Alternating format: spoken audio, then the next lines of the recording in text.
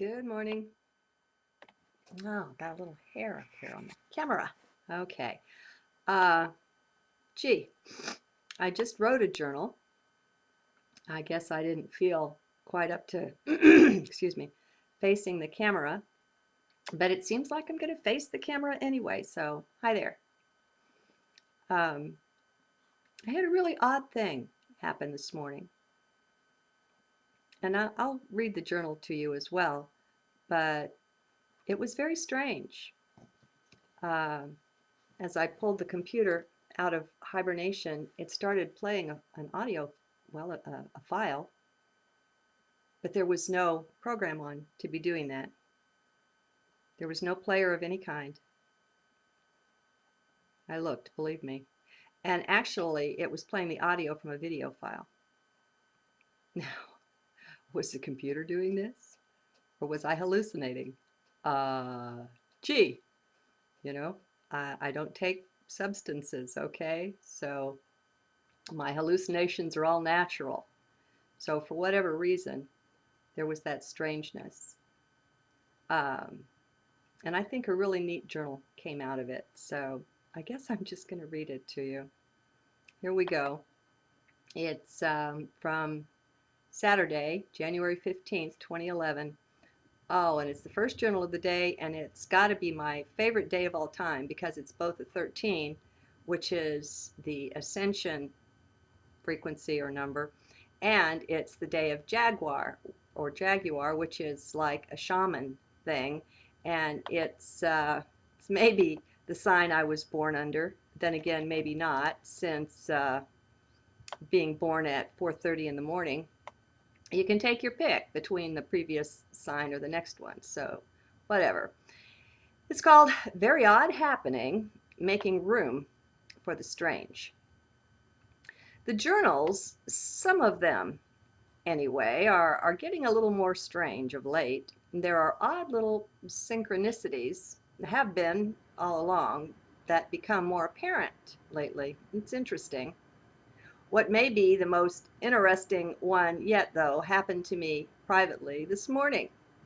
As I was getting up and about, had my cup of coffee ready beside me, I turned the computer on, pulled it out of hibernation. So far, just normal, right? What happened next, though, was mighty strange. Even though I had no kind of player program open, I began hearing my voice through the speakers. It was the end of my most recent journal recording, a 1-minute clip. Now, how could that be, first of all? I promise you, there was no way that should have happened. It had not even been the last thing I was playing when I left off last night. Plus, it has not been uploaded yet, so it couldn't play through the browser.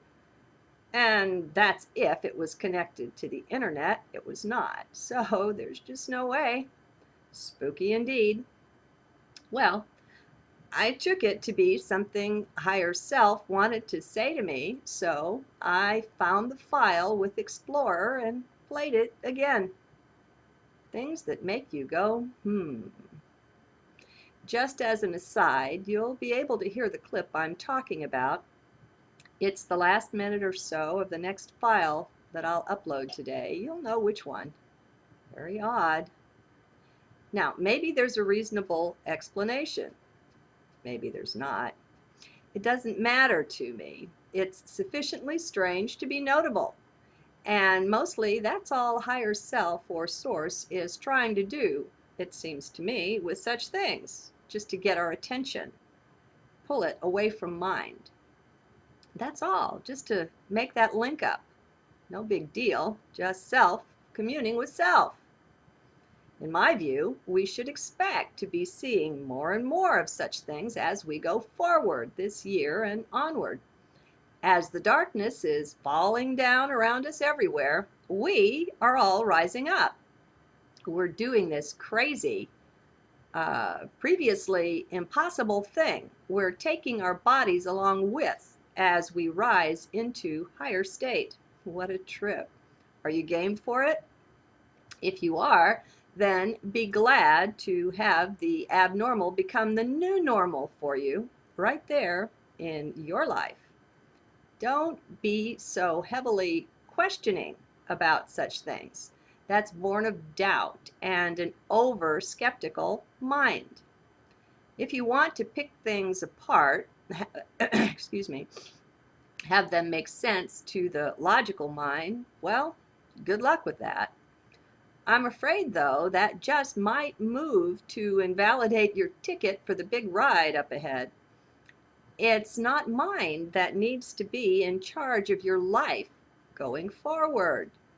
Sure, mind can come along, but as whoever it was said it best, let mind never leave the lap of the heart. Let them conjoin. Let them be made one, with heart in the lead. That's the way. That's what is working in my life anyway. And I'm pleased, mighty pleased with the way or focus of being. Mind vision has nothing on heart vision. So let mind vision take the back seat. That is all. Not so hard. I know. At first it really does seem rather hard or spooky or bizarre. When mind is still in control, there in the driver's seat of your life, it does seem hard. Mind just doesn't want to let go. It is and has been in a position of great power over your life, probably just about ever since you can remember. That's the case. That's how we've been programmed to live. But as I've told you again and again through these journals, this is a new way of living entirely. Though everything on the surface of life will remain the same, will look the same, within you, everything will quite change.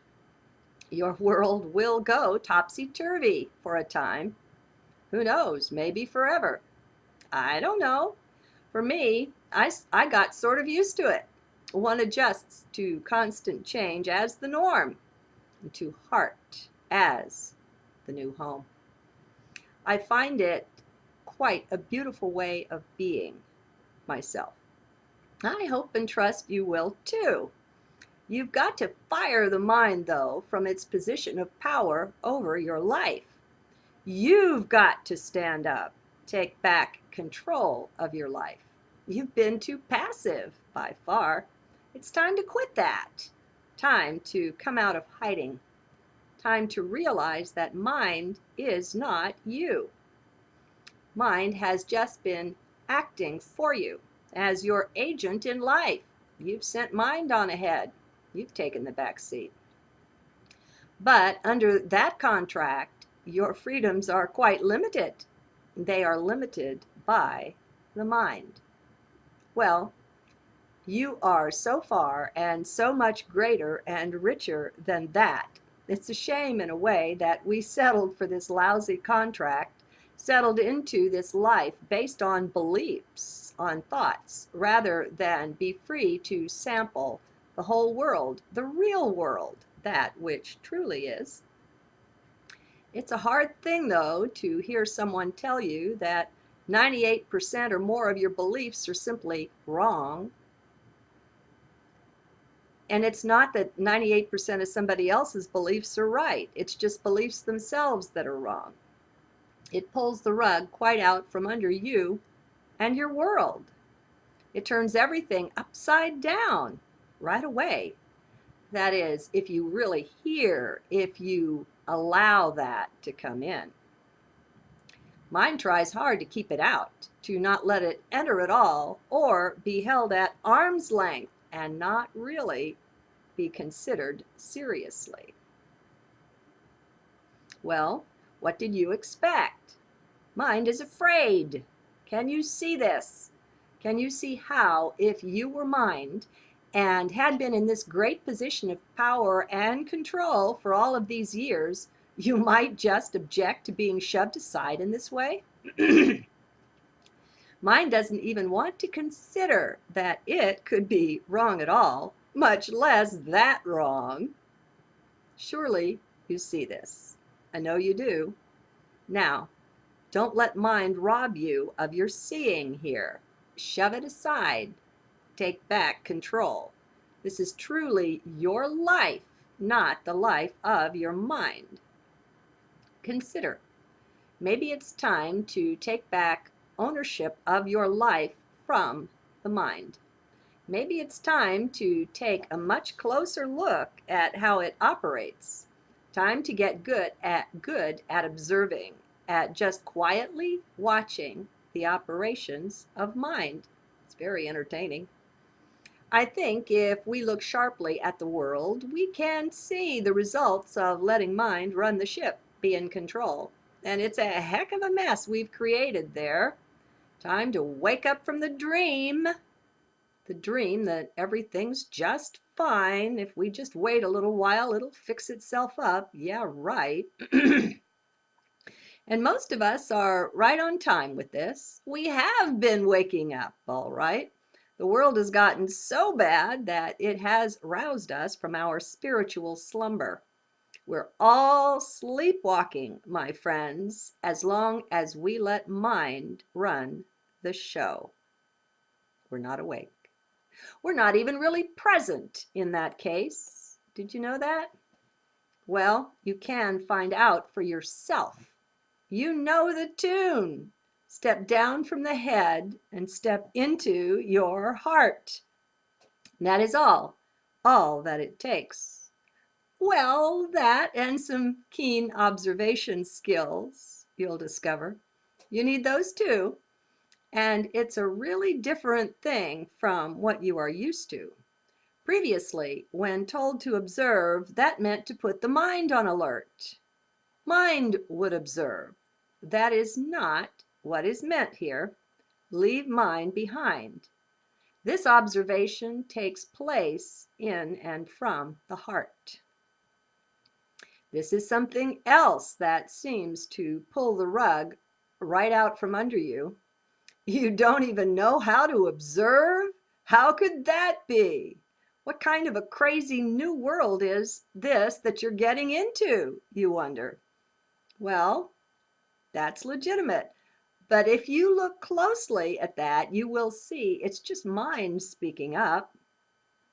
Do you see? It is mind, once again, that is the source of all fear. You may not yet fully realize that, but if you stay the course, then shortly you will. Only the mind can fear. Heart has absolutely not one iota of fear. It's just not possible there. When you observe from the level of mind, it's a flat playing field that you see. But when you observe from the level of heart, the whole entire cosmos will open up for you, to you. Heart is a portal into a magical kingdom that can't be entered by mind. That is what is throwing mind off. It is so used to being in control, it just refuses to take its dismissal well. You will have to be firm, and not just once, but over and over again. It's a training process. I can report, though, that at some point, who knows when, mind will subside. It will eventually take its dismissal in stride. It will settle down. It will quit kicking up so much dust in your face, quit refusing to cooperate, quit trying so very hard to distract you on every occasion when you move toward heart.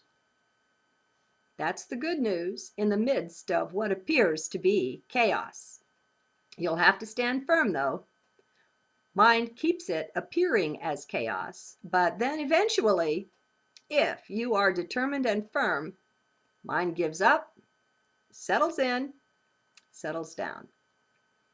It is things like what happened with me this morning that test the mind most. Mind wants to veto what happened. It wants to go over and over all of the little details, quite sure it must have missed something, for to mind, such a thing simply cannot happen. Not at all. An untrained mind wouldn't rest over this. It would keep going and going. To me, though, to one who doesn't care and for whom mind isn't in control, it's no big deal. Heck, maybe the file didn't play at all. Maybe it was a time shift, or maybe it was just an auditory hallucination. Maybe it was who knows what. It just doesn't matter. I heard what I heard, so I just pay it closer attention. That is all. No big deal. The extraordinary will become more and more ordinary for us if we let it. I guess that's the message here. We must first allow, perhaps, for such things to be experienced at all. We've got to let go the stranglehold we have on life. That stranglehold is the mind's. That's not us. We've let the mind get too much control. This is not a mind world we're ascending into. It's a world made of heart, and in heart lies the answers, the understanding we seek. Yet, there's a hitch with that, and it's this. Mind wants to think it knows something of what these answers, what this understanding would be like. Well, it doesn't. Not one bit. We've really got to let go of mind. Abandon all expectations. For starters, that's a full dish, a delightful challenge to take on. No more expectations about what life is supposed to be like, what anything is supposed to be like. Let it go. Time to move on. Can you do it? Are you up for it? Are you sufficiently adventurous? You bet you are, for the most part. Some won't choose to make the grade or to come along, and that's fine too. It's a matter of choice. There is no forcing at all that will be done to you. No spiritual arm twisting will take place. Things are just laid out for you. All the choosing is your own. Alex Collier, in his 1996 lecture at the ranch, said that, per the Andromedans, only about 400 million of us would likely be taking the trip into upliftment or ascension. Well, that's what was likely. That's what was projected back then, in 1996. We've turned some major corners since then, though. The way I see it now is that we're in the billions, not just 100 millions that will be going along. We've had major cycle after major cycle turn, and they're not done yet. And then we've done some changing of our own. At the turn of the century, we made one of the biggest changes, turned one of the biggest corners yet. It will be interesting from the other side to see just what happened there. It is clear, though, that things lightened considerably. Many prophecies of disaster just didn't occur. The looks of things before and after that point, well, it looks almost like two different worlds, two different destinies, certainly. There's much more hope now and much more crashing down of that which is dark. We turned a corner, and that is clear.